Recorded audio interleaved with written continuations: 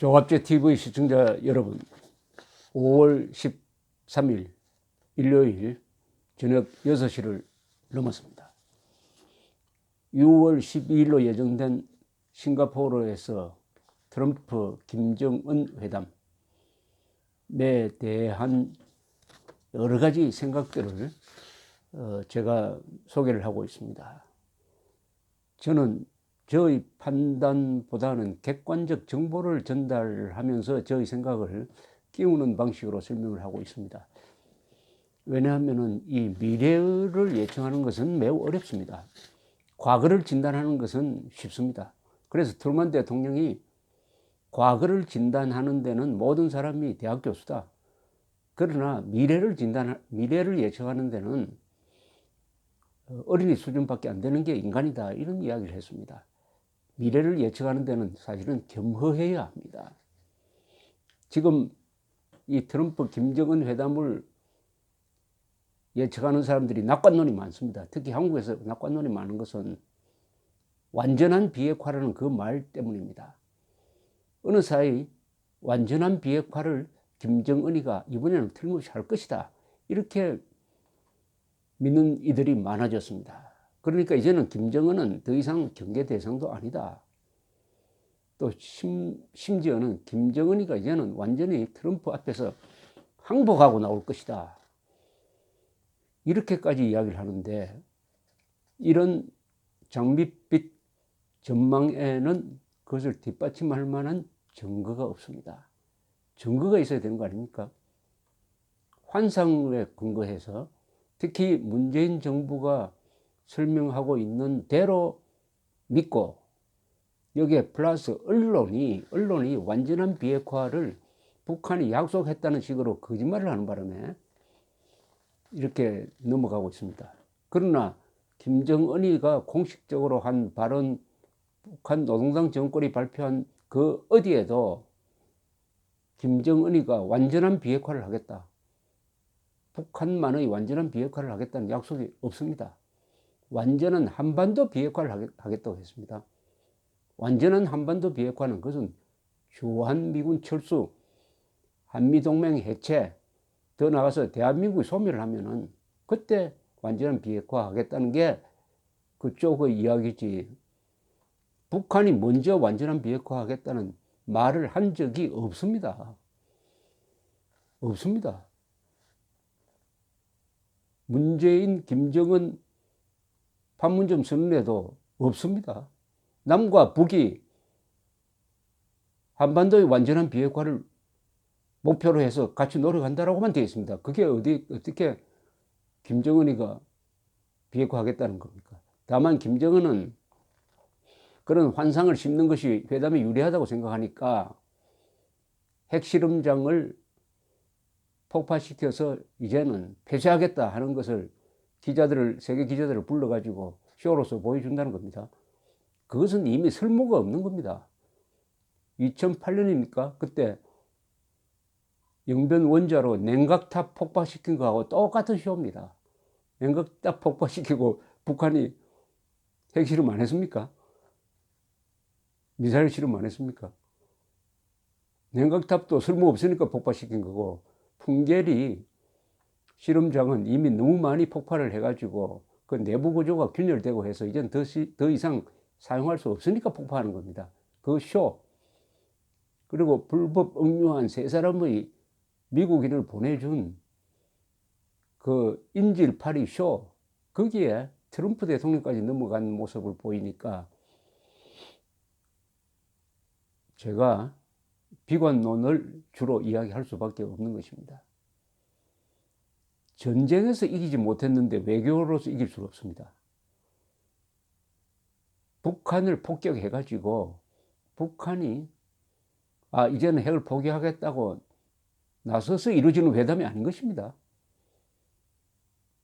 미국이 군사적 압박을 가하려고 했지만은 미국 안에서조차도 그것은 무리다 하는 반대가 있는 가운데서 북한이 회담으로 나오는 것을 우리 나름대로 해석을 해가지고 마치 도저히 제재에 견디지 못해가지고 나왔다고 지금 이야기하고 있습니다. 트럼프 대통령도 그렇게 이야기하고 문재인 대통령도 그렇게 이야기하니까 트럼프 대통령 기분이 좋아가지고 역시 압박 효과가 있었다 이렇게 이야기합니다. 물론 압박 효과가 있었겠죠. 그러나 그것 때문에 항복하기 위해서 나온 것은 아닙니다. 일본의 북한 전문가들은 이번에 김정은이가 회담 전략을 쓰면서 나온 것은 약한 입장에서가 아니라 강한 입장에서 나온 것이다. 그래서 주도권을 김정은이가 쥐게 되었다. 이렇게 분석을 하고 있는데 저는 그쪽에 근거가 있다고 생각합니다. 과연 제재 때문에 견디지 못해서 나온 것이냐?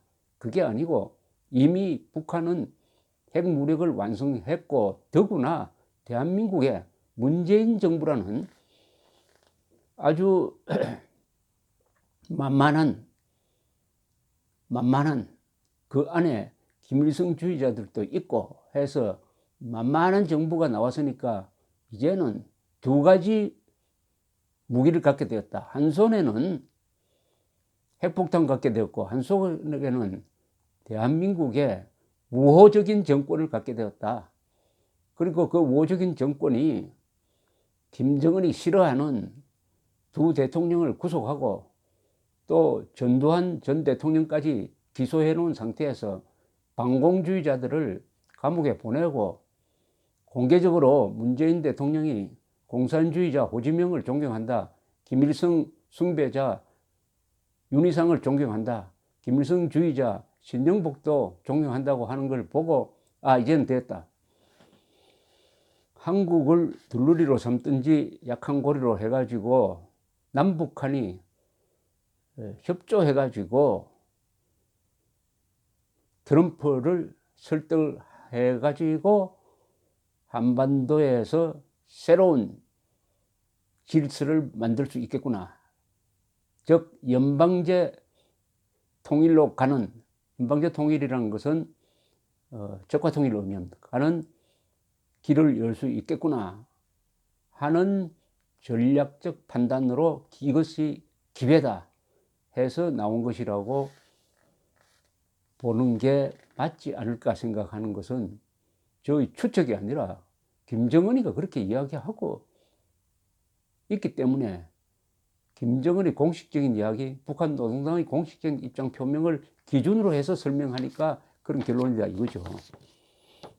가장 중요한 문서는 지난 4월 하순에 있었던 북한 노동당 중앙위원회 전원회의의 결정서입니다. 이 결정서가 거의 그대로 4월 27일의 문김 판문점 선언에 들어가 있습니다. 여기서 김정은이가 크게 벗어나지 않는다면 그것은 약해서 나오는 게 아니다 이거죠. 가끔 제가 이 결정서를 소개를 합니다. 경제 건설과 핵무력 건설 병진 노선의 위대한 승리를 선포함에 대하여 여기 결정서 첫째, 당의 병진 노선을 관철하기 위한 투쟁 과정에 임계전 핵시험과 지하 핵시험, 핵무기의 소형화, 경량화, 초대형 핵무기와 운반수단 개발을 위한 사업을 순차적으로 진행하여 핵무기 병기화를 믿음직하게 실현하였다는 것을 엄숙히 천명한다. 즉 완전한 핵무장 국가가 되었다는 겁니다. 그러니까 이제는 더 이상 시험하지 않고 북부 핵시험장을 폐기할 것이다. 앞으로는 핵 군축을 위한 국제적인 노력에 합세할 것이다. 핵 보유국으로서 평화를 위해서 노력하겠다 이런 뜻입니다. 나라의 인적 물적 장르를 총동원하여 이제는 강력한 사회주의 경제를 일떠세우고 인민생활을 획기적으로 높이기 위한 투쟁에 모든 힘을 집중할 것이다. 이제는 완전한 핵 보유국이 되었으니까 앞으로 경제로 중점을 돌리겠다. 그렇게 하기 위해서는 유리한 국제적 환경을 마련하며 조선반도와 세계의 평화와 안정을 수호하기 위하여 주변국들과 긴밀한 대화를 적극화해 나갈 것이다. 이렇게 이야기를 하고 있습니다. 또 이런 모든 일이 혁명에 유리한 상황이다. 북한이 말하는 혁명은 한반도 전체의 공산화입니다. 따라서 북한의 핵무기는 포기하기 위해서 만든 것이 아니고 대한민국을 공산화시키기 위해서 만든 것입니다. 체제 방어를 위해서 만든 게 아닙니다. 체제 방어가 되려면 대한민국이 없어져야 됩니다. 즉 대한민국을 소멸시키기 위해서 연방제라는 덫을 깔아가지고 거기에 발을 들여놓도록 만들기 위해서 평화의 가면을 쓰고 나온 것이죠. 평화를 가지고 나옵니다. 평화를. 6.25 직전에도 평화 제의를 했습니다. 그러다가 며칠 뒤에 남침했습니다. 북한이 평화를 만할 때는 전쟁을 기도하고 있다는 것이죠. 이 경우에는 혁명이죠. 혁명. 따라서 우리는 환상을 버려야 합니다. 북한이 항복하러 나오는 게 아닙니다. 전쟁에서 졌습니까? 제재로 북한이 무너질 것이다 하는 것도 우리 쪽 바람이죠. 제재로 무너집니까? 이란도 수많은 제재를 받았지만 버티고 있습니다. 북한은 이미 시장 경제가 진전돼 가지고 북한 주민들이 먹고 사는 문제를 스스로 해결하고 있습니다. 그리고 중국과 육속하고 있습니다. 아무리 제재를 가해도 압록강, 두만강을 사이에 둔 중국 사람과 북한 사람들의 물물 교환은 막을 수가 없습니다. 막을 수가 없어요. 그건 역사적인 유래가 있는 것입니다. 일종의 경제 공동체가 이루어져 있습니다. 다만 기름을 다소 북한이 중국으로부터 제약을 받고 있는 것은 사실입니다. 기름은. 그러나 밀무역을 통해서 해상에서의 기름 밀수를 통해서 선박대 선백으로 이것은 막을 수가 없고요. 이걸 막으려면 해상 봉쇄를 해야 됩니다. 거기까지는 가지 않았습니다. 북한의 생존력을 과소평가해서는 안 됩니다. 북한은 풀을 뜯어먹더라도 총은 버리지 않겠다는 정권입니다.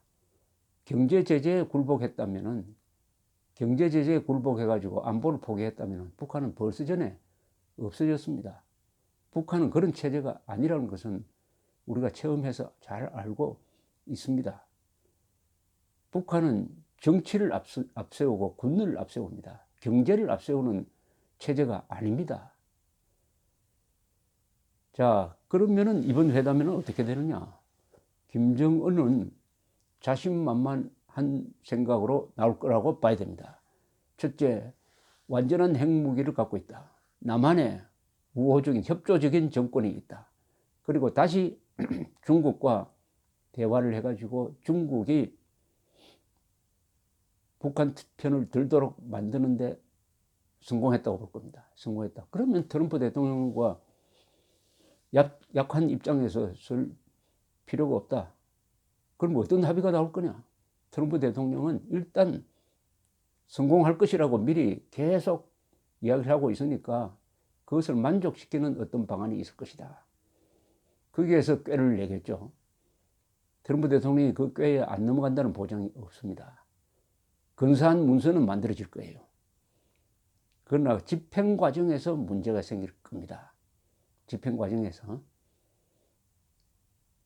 그러나 김정은이가 이 발표에서 약속한 것은 하나 있습니다. 그것은 사회주의 경제를 발전시켜서 민생을 향상시키겠다 하는 이 약속은 상당히 무게가 있습니다. 이러려면 돈이 필요합니다. 외부에서 돈이 들어와야 돼요.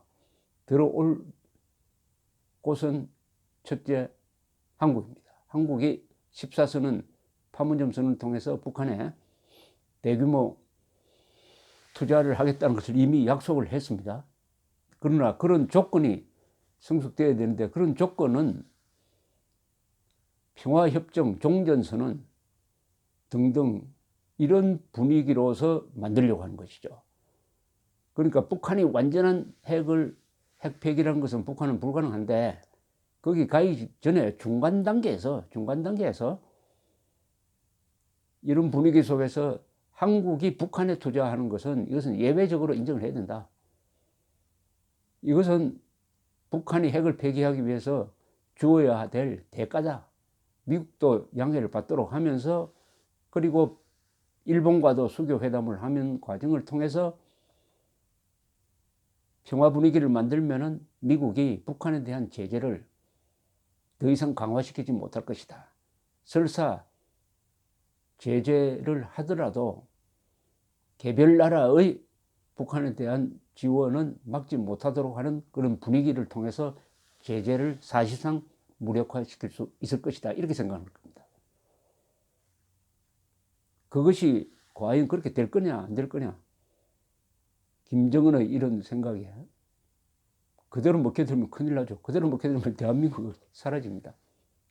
여기에 몇 가지의 김정은의 계산에 안 맞는 게 하나 있습니다. 제일 중요한 것은 미국의 여론입니다. 미국의 여론. 미국도 지금 트럼프의 지지율이 높아지고 이번 회담에 거는 기대가 한 7, 80% 됩니다. 그러나 그 합의가 나왔을 때부터 비판이 본격화될 것입니다. 미국의 언론, 그리고 민주당, 그리고 공화당 내의 전통적인 보수파죠. 전통적인 보수파, 레이건, 부시로 이어지는 이쪽에서 비판을 하게 될 것입니다. 아, 김정은한테 속았다. 이러다가는 대한민국이 북한 쪽으로 넘어갈지도 모른다. 한미동맹이 약화되면은 중국과 맞설 수 없다 하는 쪽으로 비판이 이어지고 트럼프가 김정은에게 속았다. 말만 큰 소리 치더니 과거에 오바마, 부시와 클린턴과 뭐가 다르냐 하는 이런 비판이 일어나면은 합의를 하더라도 그것은 집행이 되기 어렵습니다. 또 하나는 한국 안에서의 비판입니다. 비판 여론이 일어나는 것이죠. 역시 대한민국은 민주국가니까 여론이 움직입니다. 여론이 정권을 결정하고 여론이 외교를 이리저리 흔들 수가 있습니다. 지금 7, 80%의 문재인 대통령의 지지를 받고 있지만은 그러나 한국인들이 언젠가는 이런 식으로 가면은 우리의 생명, 재산, 자유를 지킬 수 없다. 이렇게 식으로 가다가는 적화통일이 될지도 모른다 하는 위기감을 피부로 느끼고 그것이 경제에 반영되고 경제가 위축되고 했을 때 그때 한국 사람들이 정신을 차리게 될 것입니다. 이게 일종의 뮌헨 회담이 되지 않을까 하는 생각도 듭니다. 뮌헨 회담에 대해서는 언제 제가 자세하게 말씀드리겠습니다만은 뮌헨 회담에서는 전쟁을 하고 싶어하는 히틀러가 전쟁을 피하고 싶어하는 프랑스, 영국 사이의 대결이었어요. 전쟁을 기피하는 프랑스, 영국이 체코슬로바키아를 히틀러한테 갖다 바친 것이 뮌헨 회담입니다. 뮌헨 회담입니다. 체코슬로바키아는 그 뮌헨 회담에 초대도 받지 못했습니다. 아웃사이더가 되어버렸습니다. 그런데 지금 이 한반도 문제를 논의하는 이 구조에서 대한민국의 정부, 북한의 만만한 정부는 참여하지만 대한민국 국민들, 대한민국의 국민을 대표하는 목소리는 지금 그 회담에 참여하지 못하고 있습니다. 왜냐? 진정으로 대한민국을 걱정하는 이 세력은 소외됐으니까요. 그러니까 대한민국 정권은 참여하되 이 정권이 대한민국 국민의 이익과 안전을 대표하지 않으니까 사실은 대한민국이라는 이 국민은 그 생명재산 자유는 희생될 수가 있습니다. 뮌헨 회담에서 체코가 봉위되어 가지고 희생되어 버렸듯이 그 직후에 체코슬로바키아라는 나라가 다 분해돼 가지고 사라져 버렸습니다. 체코슬로바키아. 이번 회담에서 중국, 미국, 북한 그리고 한국이 아닌 한국의 문재인 정권이 대한민국인과 대한민국의 자유와 정체성과 이것을 희생시키는 합의를 해가지고 그것을 김정은한테 주고 김정은이가 비핵화를 하도록 하는 이런 거래가 이루어지지 않을까 걱정합니다. 김정은이가 핵무기를 포기하는 유일한 조건이 하나 있습니다. 그것은 대한민국이 사라지는 것입니다. 대한민국이 사라지는 것입니다. 또는 대한민국이 있더라도 북한 정권의 부하로서 있는 그런 상태가 되면은 핵무기 가질 필요 없다라고 생각할지 모르겠습니다. 그러나 핵무기를 한번 만들면 그 지식과 노하우와 기술자가 다 있기 때문에 없앨 수가 없습니다. 다 없앴다가도 1년 안에 다시 만들 수가 있습니다. 더구나 북한에는 우라늄 광산이 많다는 게 아주 절대적으로 유리하죠. 우라늄 폭탄은 제철이와 달라서 우라늄 농축 물질만 있으면 결합시키면 바로 핵폭탄이 됩니다. 설계가 복잡하지도 않아요. 우라늄 농축이 좀 어려울 뿐입니다. 그 단계는 이미 북한이 다 들어갔습니다. 따라서 북한을 비핵화한다는 것은 불가능합니다. 불가능하면 어떻게 되느냐? 한미동맹 강화, 해구산 강화 해가지고 북한을 압박하는 것이어야 되는데 한미동맹을 해체하고 대한민국의 안보를 해체해가지고 김정은으로 하여금 핵무기를 없애도록 하겠다는 이 계산은 대한민국을 봉으로 만들고 희생시키는 것이죠. 제2의 뮌헨 회담이 될까 걱정이 됩니다. 뮌헨 회담에 대해서는 나중에 제가 좀 설명을 드리겠습니다. 감사합니다.